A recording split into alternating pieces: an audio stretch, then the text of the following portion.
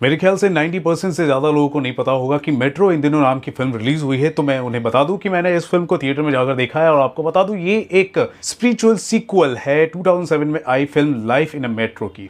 और life in a metro एक अच्छी फिल्म थी और इस फिल्म को देखने के बाद जो शहर की जो लाइफ होती है, जो मॉडर्न लाइफस्टाइल होती है और उसके अंदर जो कन्फ्यूज़न होता है, जो स्ट्रगल होता है, वो बहुत ही बखूबी तरीके से दिखाया गया था और बहुत सारे लोगों ने रिलेट भी किया था।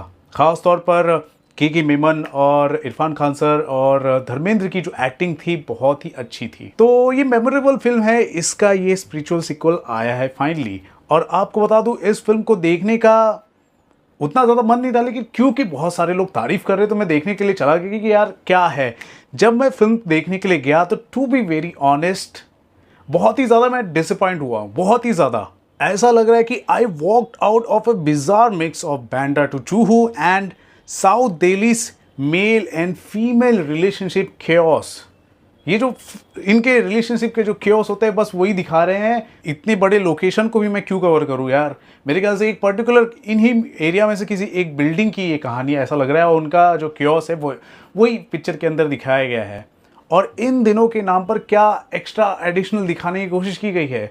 व्हाट्सएप पर वीडियो कॉलिंग कर रहे हैं वो एक चीज़ है और दूसरा टिंडर पर चैटिंग कर रहे हैं वो एक चीज़ है। बाकी मेरे ख्याल से 2007 के बाद तो ये जो इंटेलेक्चुअल जो थॉट्स होती है ना उसमें और कमी देखी गई है। इस फिल्म को देखते वक्त ऐसा महसूस हुआ।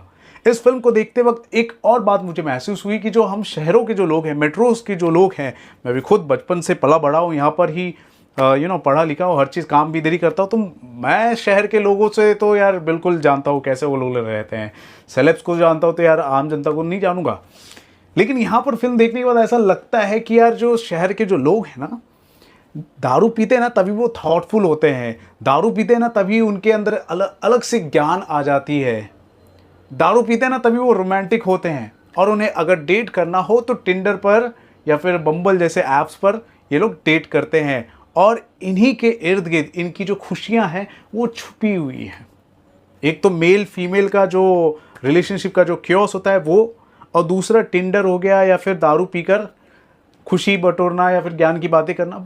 ज़्यादातर फिल्म के अंदर यही दिखाया गया और ऐसा लग रहा था कि ये जो फिल्म है रिफ्लेक्ट कर रही है कि हमारे इंडियन मेट्रो सिटीज़ के जो लोग हैं ऐसे ही हैं, जो कि सरासर गलत था। यहाँ पर तो ऐसा लगता है कि फेरी टेल वर्ल्ड में हमारे इंडियन मेट्रोज के सिटीज़ हैं, चल रहे हैं और लोग आराम से सूट बूट पहनकर, एकदम सूट पहनकर मेट्रोज में जाते हैं और मस्त में काम करते हैं। पूरी तरह से फिल्म में मैं डिस्कनेक्ट रहा। फिल्म देखते वक्त ऐसा लग रहा था कि मैं एक फुल ब्लॉन म्यूजिक एल्बम को देख रहा हूँ। हालांकि जो पहला जो पार्ट था उसमें भी जो टेम्पलेट था, जो थीम था, वो सॉन्ग्स पर ही था। सॉन्ग्स आते लेकिन कितने अच्छे गाने थे और रिलेटेबल लगते थे। यहाँ पर जो गाने आ रहे हैं, फिल्म तो बिल्कुल नहीं देख रहा हो और कहानी तो किधर है वो तो बिल्कुल पता नहीं चल रही थी। फिल्म के अंदर जितने भी कपल्स हैं, जितने भी रिलेशनशिप दिखाए जा रहे हैं, उनके अंदर सिर्फ कंफ्यूजन दिखाने की कोशिश की जा रही है, रिजॉल्व करने की कोशिश नहीं की जा रही है, बल्कि उस कंफ्यूजन को और बढ़ाते हुए दिखाया जा रहा है। अली फजल और फातिमा सना शेख का जो स्टोरी लाइन था वो कंप्लीटली अननेसेसरी था। पता नहीं क्यों दिखाया गया, उनके बीच में क्या बॉन्डिंग थी और किस मकसद से दोनों एक साथ जुड़े थे और अलग हो रहे हैं, क्या कर रहे हैं, कुछ पता नहीं चल रहा। उनकी जब स्टोरी आती है तो यार लगता है यार कब ये लोग चले जाए स्क्रीन से। सारा अली खान की अगर मैं एक्टिंग अगर देखूं तो यार मेरे तो पसीने छूटे थे उनकी एक्टिंग को देखकर, टू बी वेरी ऑनेस्ट। इतना अंडरवेलमिंग था। और आदित्य रॉय कपूर की अगर मैं बात करूं तो यार वो ये जवानी है दीवानी के जोन से वो अभी तक निकले नहीं है। बस मुझे अनुपम खेर जी जो है उनकी जो एक्टिंग थी और उनका जो रोल था मुझे बहुत ही जस्टिफाइंग लगा, अच्छा लगा। और नीना गुप्ता का भी कुछ हद तक किरदार जो है, कुछ ऐसे मोमेंट्स होते हैं जो अच्छा लगता है देखने में।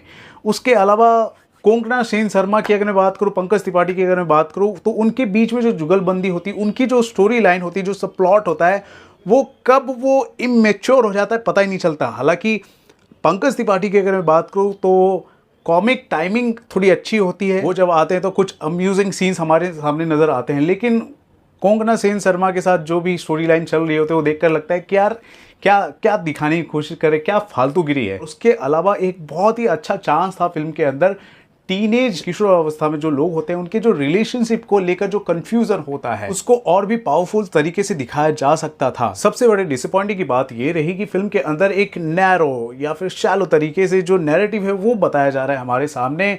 फेरी टेल वर्ल्ड में हमारे जो मेट्रो के शहर हैं वहाँ के कुछ चुनिंदा जो लोग हैं उनकी कहानी बताई जा रही है, जो एक्चुअली में प्रिविलेज्ड हैं, उनकी कहानी बताई जा रही है। रियल स्ट्रगल मेट्रोस की अगर मैं बात करूँ तो यार अलग अलग वर्ग हो गए, अलग अलग जो क्षेत्र हो गए, अलग अलग परिस्थिति से जो गुजर रहे हैं उनको दिखाने की कोशिश की जानी चाहिए थी, जो फिल्म ने मिस कर दिया। और जब इस तरह से कहानी बनती तो लोग और भी ज़्यादा रिलेट करते, लेकिन इसके अंदर ऐसा लग रहा था कि क्या बचकांडी चीज़ें हमें दिखाई जा रही है। लिटरली बोल रहा हूँ, बचकांडी चीज़ें नज़र आ रही थी। जो भी एक्टिंग, रिलेशनशिप, रोना धोना, जो भी फालतू का जो ड्रामा चल रहा था उससे आप बिल्कुल कनेक्ट नहीं हो गए। और मुझे देखकर बहुत ही ज़्यादा तरस आ रहा था कि हमारे मेट्रोस और वहाँ के जो लोग होते हैं उनके जो रिलेशनशिप होती है उसको इन्होंने इस तरह से रिप्रेजेंट किया है। ये बहुत बड़ी चूक हुई है अनुराग बासु से इस बार। जो पहला पार्ट इन्होंने बनाया था अच्छा था, यहाँ पर अच्छा चांस था, अच्छे से दिखाया जा सकता था। कितना स्ट्रगल होता है यार, मुंबई में आप 1 घंटे के लिए ट्रैवल करके कोई बता दे, मान जाऊँगा उनका जो स्ट्रगल होता है। यहाँ पर तो कुछ अलग तरीके से दिखाने की कोशिश की जा रही है। चाहे किसी भी शहर में, दिल्ली में, बेंगलोर में, किसी भी शहर में, वहाँ के लोगों को आप उनकी स्टोरीज़ को जानकर समझ कर देखो तो पता चलेगा। लिटरली मुझे लग रहा था बैंडा से लेकर जुहू जो होता है उसकी कहानी बताई जा रही थी। स्टार्स की अगर मैं बात करूँ, फिल्म को मैं दूंगा 5 में से 2 स्टार्स।